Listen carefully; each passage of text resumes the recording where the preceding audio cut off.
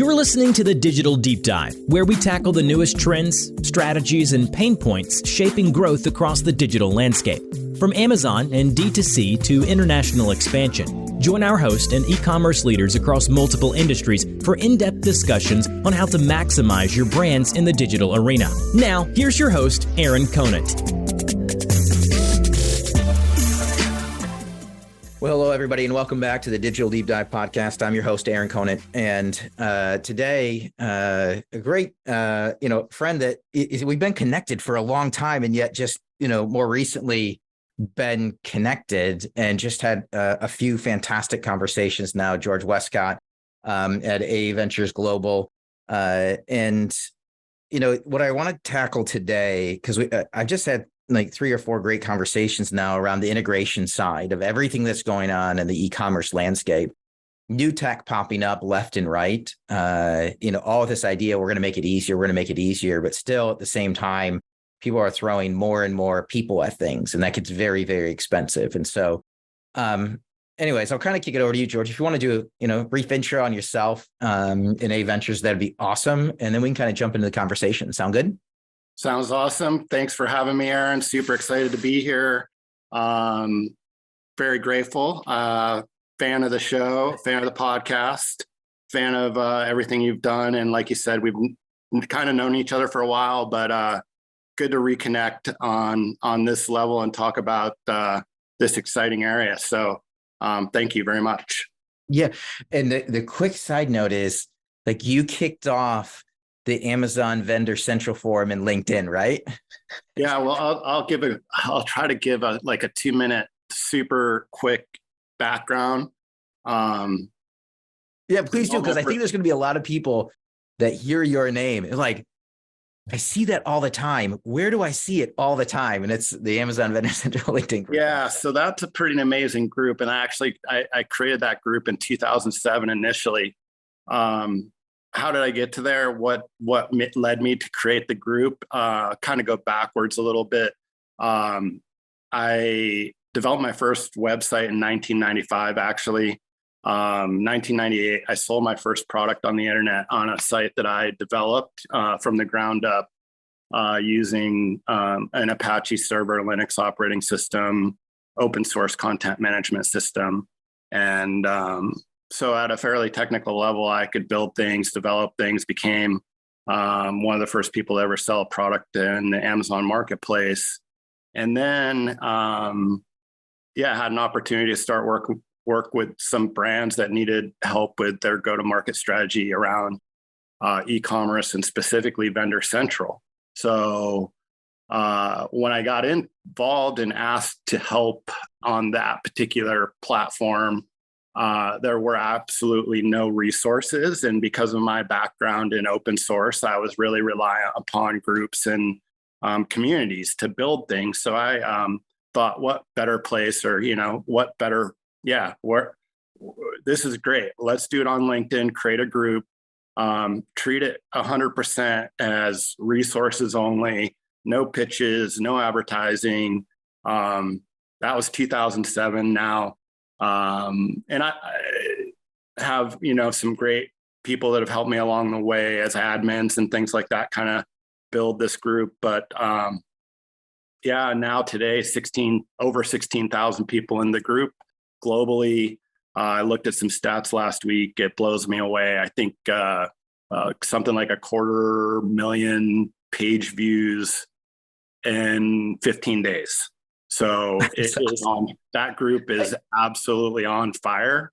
It's the first group I joined, right? When I was at Perigo, running Amazon on that side, it was the exact same thing. Who do I talk to? As what a resource. So that's awesome. Thanks. Yeah, it's been phenomenal. And actually the last about 6, maybe 8 months ago, and maybe this is how we reconnected. Actually, I don't recall, but I've never outreached in the group. I've never done anything to, promote myself.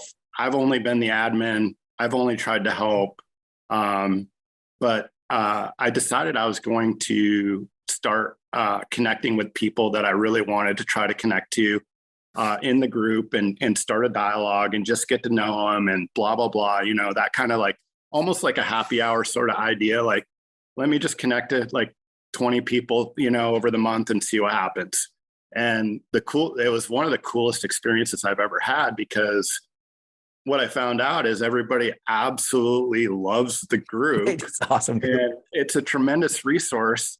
And a lot of people have developed their business. I mean, there's a whole cottage industry in software, service providers, anything to do with Vendor Central. There's like, I talk to people now every week that are like, hey, if it weren't for you and the group, I would not have a business. Like James over at Review Box, you talk to him and he's like, man, if I didn't have that group, it would, my business would have never taken off. And I hear those like stories all the time. So that's super cool. I love that. I'm glad I, can help people out, but it's also been a big, the relationships and things that I've created or developed within the group have been amazing. And so I don't know. Yeah, I mean, I know people talk about it all the time. I have a partner, Rick Watson, who says it's the only valuable group on LinkedIn. He's all the time. So I don't know if I'd go that far, but I think on a value, like, pure value level, as far as a group anywhere, I think it's top 1% probably in the world. Yeah, agreed. So couldn't agree more. And Rick's awesome. I think he's scheduled for a couple weeks out here on the podcast. We're bringing him back on. But you said something there that was kind of like the topic, we're going to chat about, which was, you're talking about the Vendor Central group, and there's all these different, technologies that are popping up, and it's all the integrations. And, when we were chatting, the past couple of weeks, that's something that was kind of key that came up over and over again, was this. There's two options right now, and one is really expensive, and that is just throwing more and more people at it. And the rate at which people are jumping around now, and the cost to retain people and hire new has just gone through the roof. But the other side of it is, then if you're going to go the technology route, there's 150 different people, probably 12 that are relevant for you, and they all have to be integrated. And that's where, I'd love to hear your thoughts on this space and how kind of you're thinking about this. Like, what are brands? What are they supposed to do? Like, what does the future of this look like? Yeah, I get super excited about it because of my background and what I've done in the past. After I started working with vendors, I created the first ever Amazon-centric agency, really. And developed that for about a decade. Took a little different approach than obviously standard type agencies because of my background and the way I thought about things. I like machines personally. I'm a big fan of engines, and I like things, mechanically. I'm very mechanically inclined. But as I was running the agency, I was always looking for ways to create efficiencies.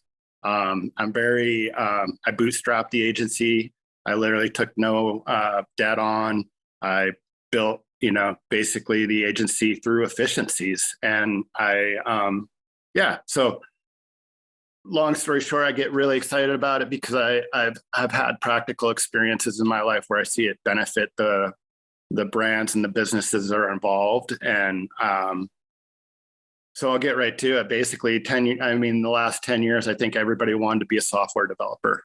I think everyone really wanted to develop a solution to a problem that they incurred.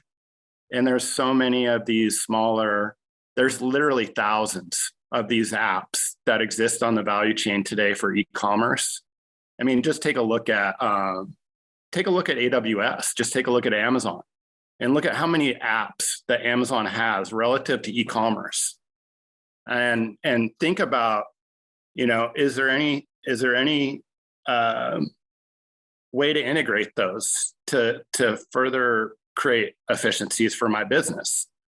And so you have thousands and thousands of these opportunities out there. And I think where we are today is with the growth of e-commerce and the demand for the services in e-commerce, it's outpaced the growth of people in education. And the only solution practical is to integrate machines to do the work. So that's in a nutshell for me, kind of how it started, where it came from, and now where I'm at. So yeah. Is that looking at then? So right now, right, you can grab a PackView, a Sky, a Perpetua on one side of it. You can get the Dime Tides, or not Refund Sniper anymore, but those guys over there. There's all the Gatita, maybe they're plugging in. Oh, by the way, we've got inventory management. You've got Amazon Marketing Cloud and plugins there. But every one of those is a separate plugin, and it's a separate integration. So do you see like a consolidation of this happening then? I see best in class apps for each solution on the value chain emerging as things mature. I think the leaders of the best in class will have, they'll be, micro API first, cloud-based. And I think we're at the stage right now where integration is possible because the APIs have developed far enough along on the software from the development roadmap. So I think we're at it's just a matter of time now with the way things are for ecosystem to evolve of apps that become best in class for a total solution across the value chain. Do you think that shrinks then? Because I can see, just as the PE money over the past few years it's anywhere and everywhere. It's just been flowing into the system. So you've seen a lot of these different smaller shops popping up left and right. I just get the feeling with the money, the free flowing of money slowing down. If you didn't get past a Series A, it's going to be a lot harder to get through a Series A, Series B. And maybe there's just a natural attrition because there's not as much patience out there. And maybe that's a reason that you think that's going to play a part in some of this stuff trimming down and getting to best in class, where money will just migrate to who's ever kind of winning in the space already. I think it's patience, because I think the key word is really patience, because the development of the APIs are, like I said, they're just getting to the point where you can actually use them. So, maybe all those investments in the past developed tech were too soon, really. And there are pieces available that are very good pieces that didn't raise capital, that really operated in a very long-term approach thinking and pragmatic too. And I think, what I see is those apps and those solutions, although devalued from a year ago, are probably more well-suited for moving forward than, some of the other unicorn so-called, investments. But I think, you're going to see, to kind of go off maybe on a tangent a little bit, the future, I think two things. You're going to see an adjustment, the big investments are, moderate moving forward. I'll take a break right there. I think about it from the standpoint then, like, so as people that are filling these positions are getting more expensive, is this then, do you see brands more going down this route? Or, because it is this weird progression that took place, right? First it was agencies, then it was, hey, we're actually going to hire all these people, and people were building out teams. The pandemic hits, the cost of building out a team goes through the roof, because you can't just have one person anymore. You can't even have like 2 or 3 anymore. If you're any size of company, as Amazon's gotten so complicated, and we're on Amazon, but I know this plugs in across D2C and everything else as well. Now this pendulum is shifting back to agencies. Does this bring it back to in-house, or is this something that you think at the end of the day, agencies are in the same position, right? They keep having to add headcount. And they get more and more expensive. Right. You can't. Love to Yeah, hear. exactly. And that's the general thesis of A Ventures Global is, as a company, we make investments in technology, like the apps that we're talking about, and integrate. And then once we make those investments, we make the integrations into, we have a partner agency that we can prove the tech out on. And the idea is we're building the tech and the solutions for agencies, aggregators, and holding companies. Ultimately, we feel like that's the market for us. So we're building it out in a way that's, proven, and we're going to show the world like, hey, if you want to run an agency here, here's the 25 or 30 different machines that you need. And we've got it all wired together and integrated, and you can have it if you'd like, that's fine. If you want to go a la carte, we'll tell you where to go and do it as well. But yeah, that's the idea for us as a company. Yeah. What are the biggest changes that you see happening across the landscape, like right now?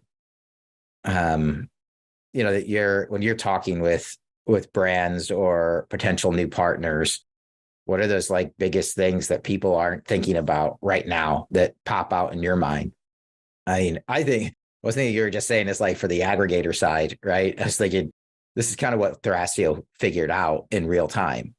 Yeah. Right. Was I expected, I don't want to sound kind of like a jerk or anything, but I did expect it. I mean, I ran an agency that had hundreds of brands, and I knew just literally how hard it was simply just to report on those 100 brands every, week, let alone, if you're a CMO of a company like Thrasio, you want to be reported out every day, every hour, every 30 seconds.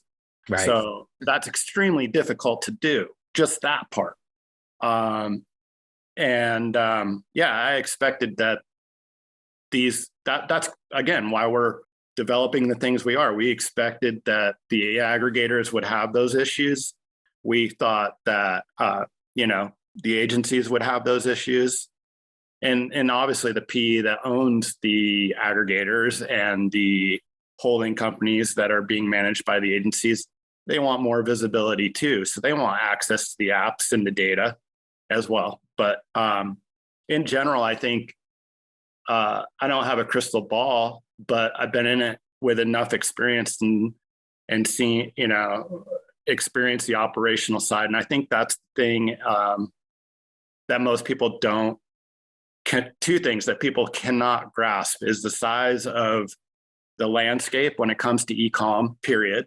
Whether that be, just the scale of Amazon, or take it one step further and say, the whole World Wide Web, what's the scale of that look like? And then, what's the landscape for the tech? Well, I think that's it. I mean, the tech side, I think right now, and I mentioned this on a couple of nights, everybody wants a silver bullet, and they're looking at the next. I shouldn't say everybody. A lot of people out there want a silver bullet to solve all the issues, but the reality is the only silver bullet is hard work, right? It is, which takes time. And I think it's patience. I think and that's kind of funny coming from me, because I'm not normally the most patient person. I've learned a lot over the years that being patient's okay. I was a pioneer in this area, in this field. I thought, literally by 2010, we would be where we are today. I thought it was going to move that fast. So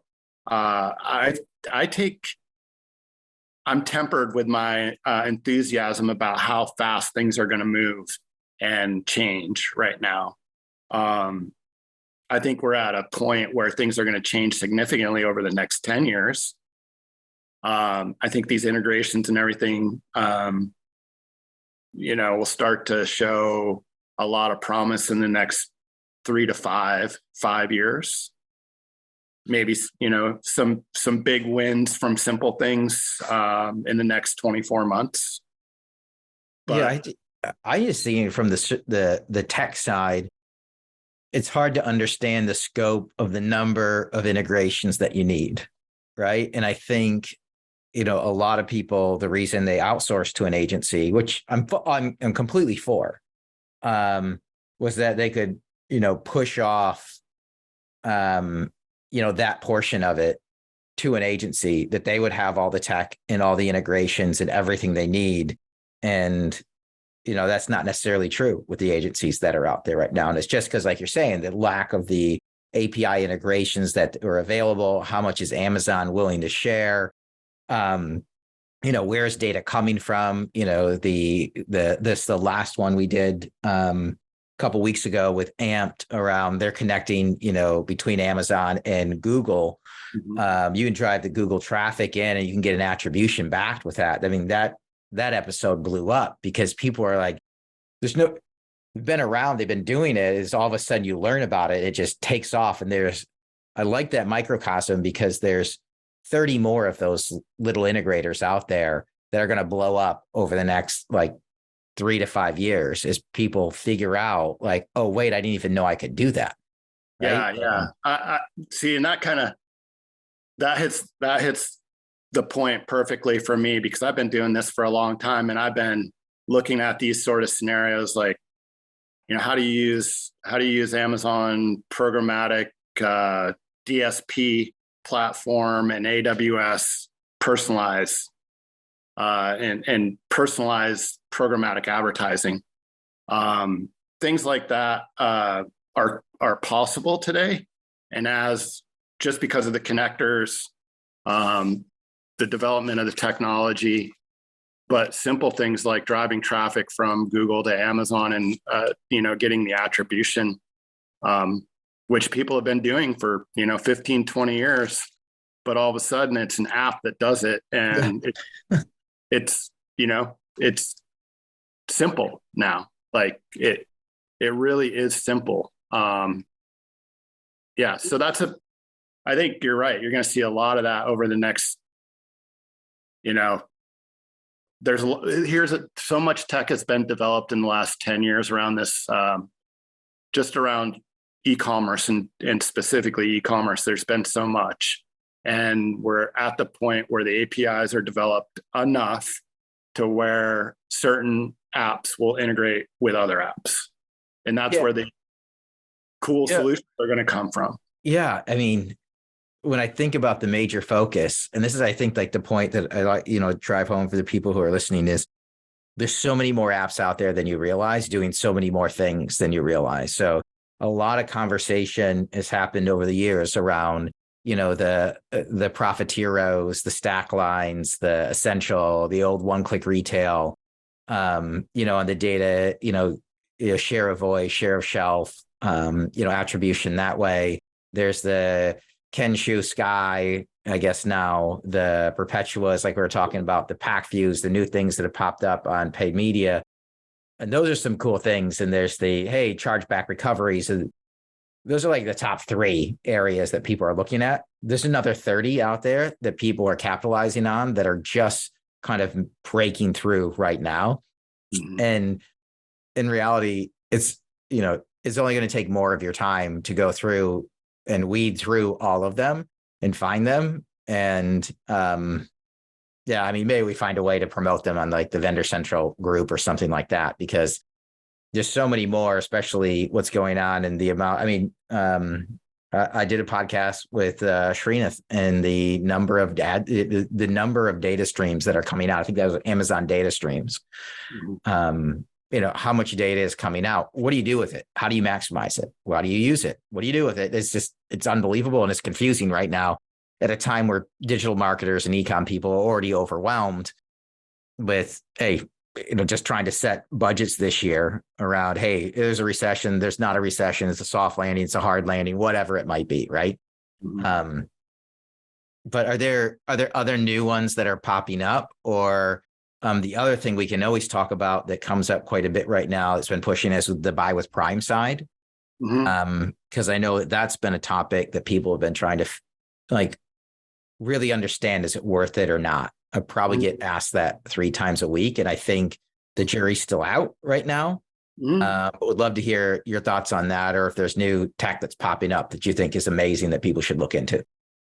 Yeah, I mean, I see new tech almost every day. Literally, that's the crazy part. Is like I'm looking at 2 or 3 new pieces almost every day relative to the value chain, and I think there's 2 ways to think about things. Is one is a monolithic big system, which is the way people develop things in the past, right? One is this app, system. The things that I see more and more of today are just the apps instead of the whole system. So just a side note for people out there, it's these big systems are somewhat antiquated. They're, if the whole thing goes down, you're down, as with the app system that we're talking about. And what we're really talking about, just think of it simply as like, okay, you have an Amazon Seller Central account. How many apps do I have plugged into that? And what are they doing? How are they working together to optimize for that account? I think Seller Central typically has a few handful of apps normally plugged in.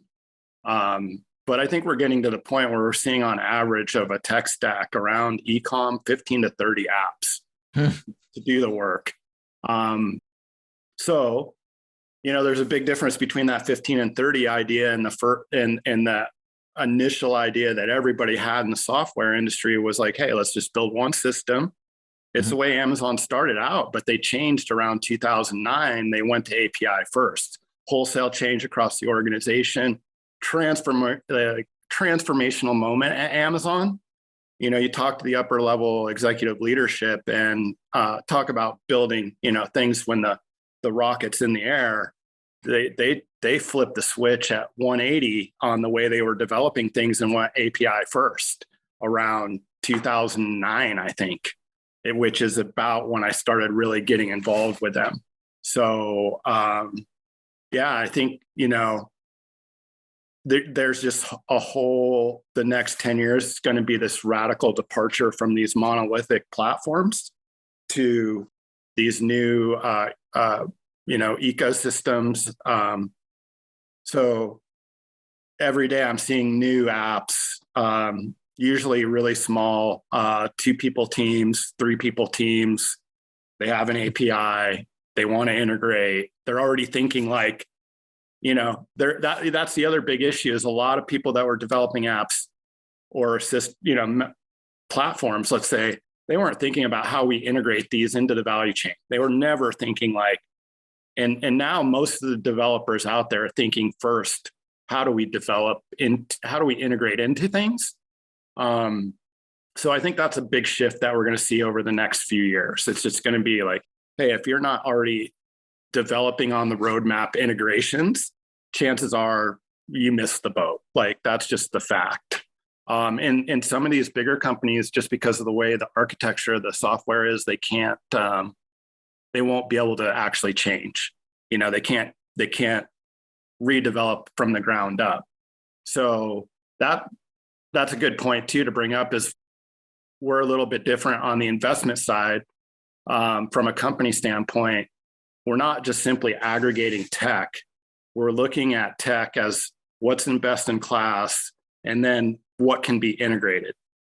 And the key is the integration. So I know I went a little long on that, but I think there's some good stuff in there. Hopefully. Well, I think it changes. I don't think most people are thinking about it that way. I think they're looking at the traditional, more monolithic, large kind of tech data solution service providers that are out there, and that you have all these people flying under the radar that rarely come up. It's just going to be interesting just to follow.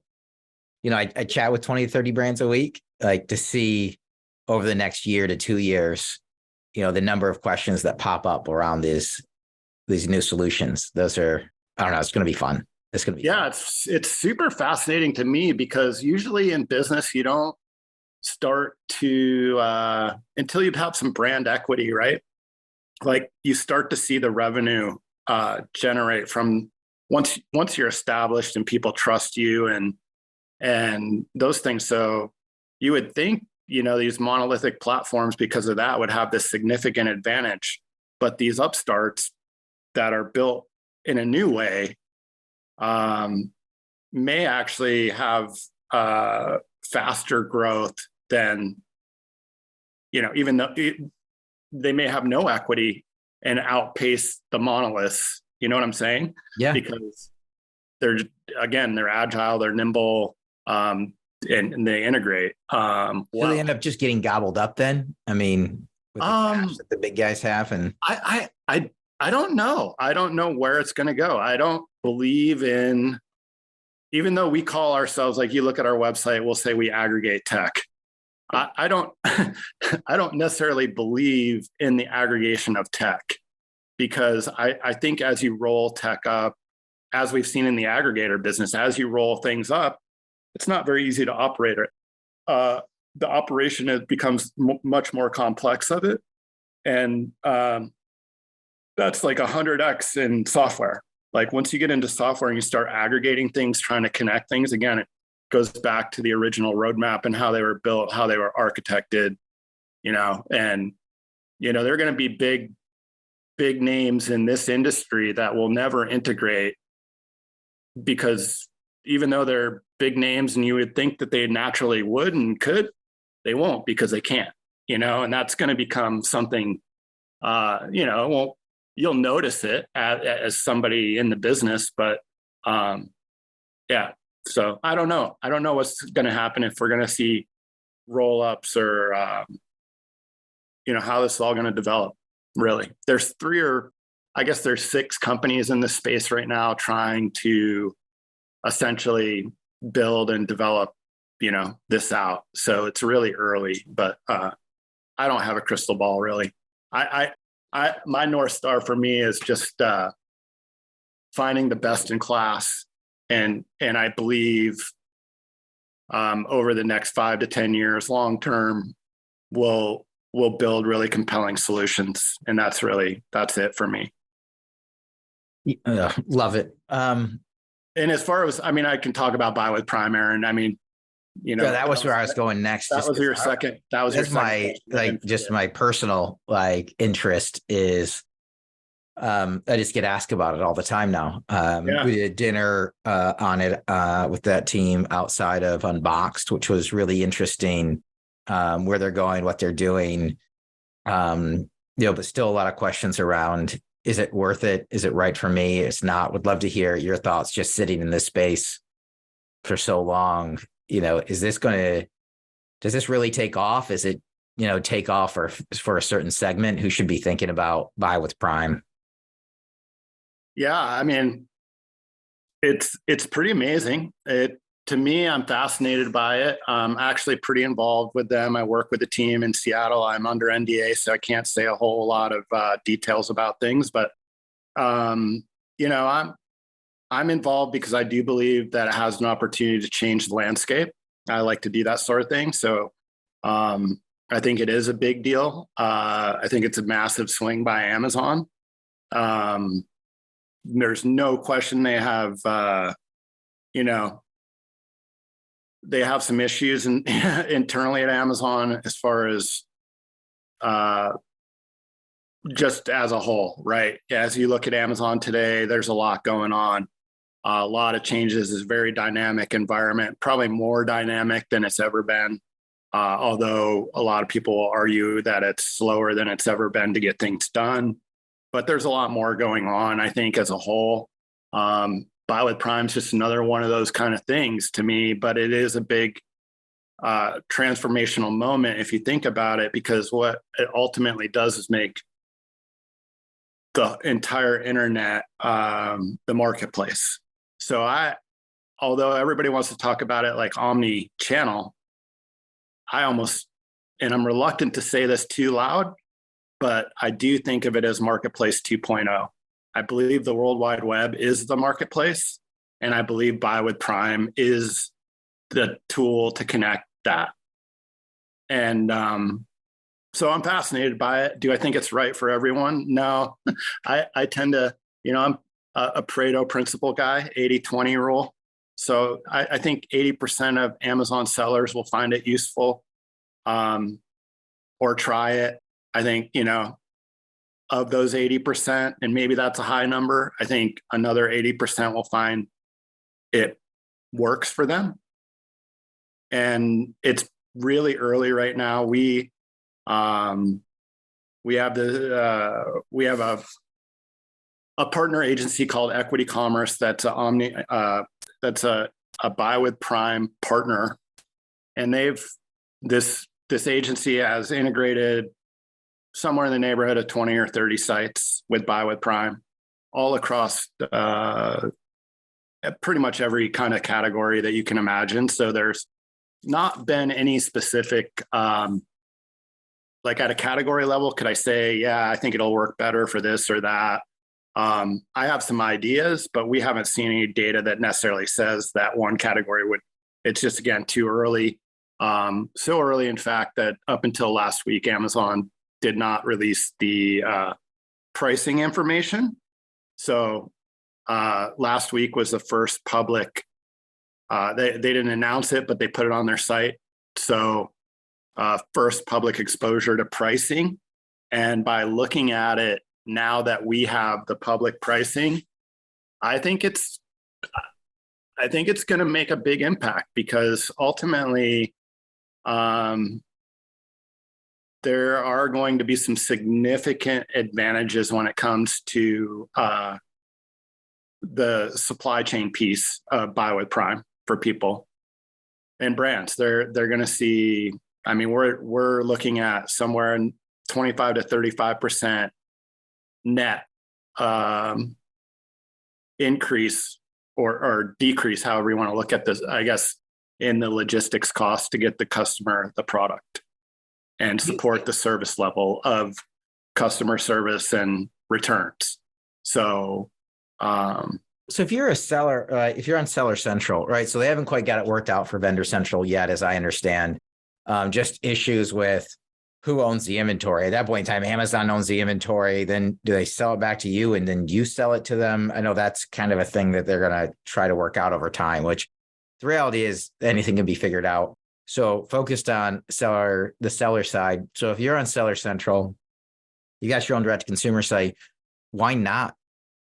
Why not try it? That's what, I mean, I'm a chemist, right? I experiment all the time. The only reason as a business that I would not try this is if my attorney looked at the terms of service and said, don't do it.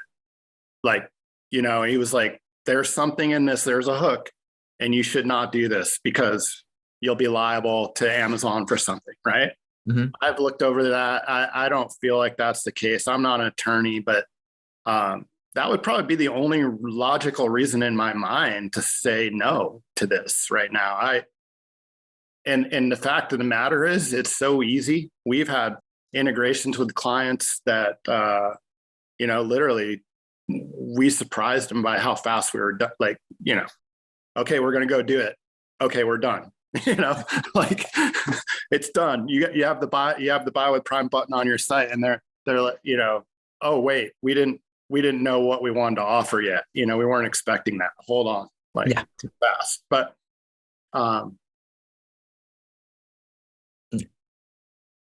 yeah, I mean, that's where I sit is why not try it? I mean, unless there's something built in the contract, but in most cases, if you sign the Seller Central terms of, and conditions, like. Yeah, it's a little bit more sensitive in this issue because it's customer data, right? Right. So there is a little, which is the number one concern across the board, right? Right. And Amazon's positioned it 100% like you own the customer data. Well, kind of, not really. You do, but this is where it gets sticky, right? Amazon owns it too. It's not just your data. So that's the hiccup, and Amazon really hasn't talked about that, candidly, in my opinion. I'll probably get in trouble for that, but no, but I mean, is this known, right? I mean, because in order to check out, as I understand, you need to have Amazon Pay. In order to have Amazon Pay, you have to have an Amazon account. So they already have the data. Yeah. I mean, Amazon's going to have the data. No matter what. They got to go grab the product and ship it to them. Yeah. And if And you're they already hung up have the payment details because it's got Amazon Pay, so you got an Amazon account. They already know it all, anyways. It's yeah, that's my attitude. It's like, what don't they already know anyhow? Like I don't believe I have to believe that Amazon knows everything they want to know. And if I look at it like you get to leverage Amazon's data for the first time at the zero party data level. And for me, that's great. I think there's a lot of value in that. You can talk about, category specific and get into, lifetime value kind of things. But the thing we don't know right now, I mean, we know the supply chain side. Well, there probably isn't going to be somebody that's going to be competitive with this, from the factory literally to the door. That system doesn't exist for e-com today. Amazon's going to be the first to roll it out across the World Wide Web. We know that for a fact that's happened already. And the savings on that are going to be 25 to 30%. Beyond that, we really don't know a ton, but as we go, the things we expect are going to be the efficiency and the acquisition of the customer because of the data. And so that's the other part that, I can't validate and speak to because I haven't seen it, but we are super close. We're literally within a week or two of having that data now. So I think, over the next 6 months, we'll have a lot of use cases, and things for people to check out. Again, to make it clear, A-Ventures Tech is the tech that powers the agency. So a lot of this will come through the agency, but be powered by the technology that we have. And one of the pieces of technology that's going to be fascinating, I think, for a lot of people is the unit economic piece at the SKU item level across Omni for them, including Buy with Prime. And I really feel like this is going to be an aha moment for a lot of people. They're going to actually get to see unit economics at a level they've never actually gotten the detail of. And they can actually start to use that data in a way to, decrease their customer acquisition cost, increase their lifetime value, decrease their operational cost. And improve profitability is going to be. Yeah, it's basically just going to improve profitability once everything's set up and integrated, right? So, and our targets all along for everything that we do, just best in class, just benchmark 10 double digits. Is it meaningful if it has a 5% increase, or is it 5% more efficient? No. If it's 10%, yeah, we're paying attention. If it's 20%, we're in. If it's 30%, we're doubling down. That's kind of our attitude. So get excited about the logistics piece, though. Honestly, I've always, in my background is my specialty has always been around building awareness. Over the last few years, I've been hanging out with the likes of Rick and some other people where the operational efficiencies is where the real money is and gets really exciting, so. Yeah. I've been picking your brain this whole time. Any questions for me? Yeah. What do you see? What's happening on, you say you get asked a lot about Buy with Prime. What other things do you see out in the world of e-com today? That stand out? Yeah. I would say the biggest thing right now is retail media. Everybody's trying to understand it. Nobody's quite figured it out yet. And every when you say what do they what haven't they figured out? Like, how do you balance the budget for it? So everybody's come out every other week. Another retailer's Comes come back out to the unit economics piece. Yeah. Well, where do you put your money? Well, yep, Amazon still, you put money in, you get money out. Walmart's kind of there, not quite. Target hit or miss, Home Depot hit or miss, depending on who you are and the brand and how much you spend. But then, everybody, every other one out there is, just coming out of the woodwork and asking for their piece of the pie, where there's not really the data on the back end to justify, even where the money went or what's the attribution or what it looks like. And so all we need is it's not that. So I say that because I talk to a lot of people, let people know, you're not behind if you're sitting there right now. We need another 2 years to have all these other retail media networks kind of figure out what's going on. I understand. If I'm a retailer, I'm doing the same thing. But what does that actually look like? And then brands are going to be able to go back and feel confident around, hey, this is working or this is not. Right? Hey, we're not going to keep dumping money into here because we're not getting anything back out. That's a big we saw one. a lot of money dumped in, last mid-year saw a lot of 20 to 30% increase in ad spend in retail media. So what's happening today? Are they, because the attribution and those sort of things aren't quite ready, and are they pulling back? Are they still on the same track as far as we're going to continue to invest and test, or in retail, is it important enough right now? Yeah. I mean, what everybody needs at the end of this year, though, is the actual, the return on ad spend, right? I need to know what the ROI was. I gave you this much money. I need the data. That's what we need, is the data. I don't want you to come back. Remember the old school Amazon days? You're hey, it's the halo effect. When people went and did this over here, I know you got, 72 cents on the dollar, but with the halo effect, you got $1.25 on the dollar. And you're I don't really believe in the halo effect. I know some cases it did work, but when they say, hey, we increased your sales over here by 25%, I'm I have the sales data. It didn't go up. I think, they're just trying to figure out what to do with the money, and they got to be able to justify it. They're in a weird spot at the same time on the direct to consumer side. Everything that's going on with, Facebook, Meta. I have a lot of people right now saying Meta's full on focused on, the metaverse. And so they're seeing some struggles on that side. Originally, money was flowing out on Amazon right now because people only have 2 weeks of inventory, 3 weeks of inventory, and they can't over-index on spend like they used to, because if their competitor goes out of stock and everybody goes to buy their product, they're out. And one thing you can't do is go out of stock. So then where do you spend the money? Well, you don't have the data to justify it going any other place right now. So I think they're going to try to hold some dollars for a little while. They're going to want those. I think you'll see more planning around the big events used to happen, right? And doing paid media around those and over-indexing rather than the increased always-on campaigns. Always-on campaigns will be there, just be at a lower number. And that's all related to the inventory levels at Amazon.